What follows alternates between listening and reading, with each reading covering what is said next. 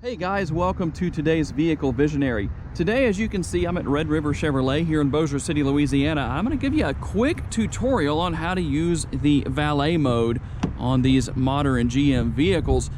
We'll use this red hot Chevrolet Blazer, and yes, that is the exterior color. I'm going to hit the ignition button here, and from this screen, you're going to go to Settings, you're going to go to Vehicle, and then go down here to the very bottom. That's Valet Mode, and it might be in a different place on your vehicle depending on what you have, but that's what you're going to do.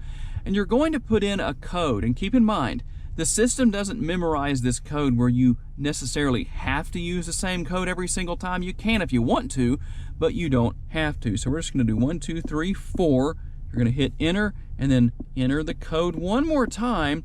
You're going to watch when it flashes a couple of times, and it's going to say unlock down there like it does, and that keeps the valet from being able to get off of this screen.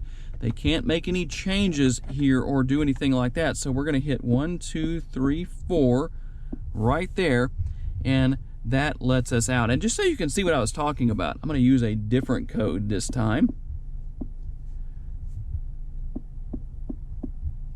And you're going to see that it's going to lock again. So just so you know, you don't have to use the same code every single time. You don't have to reset anything. Basically, that's how it works. And that is how you use the Valet Mode on your GM vehicle. Thanks for taking the time to watch, guys. I appreciate my friends here at Red River Chevrolet for the use of the vehicle.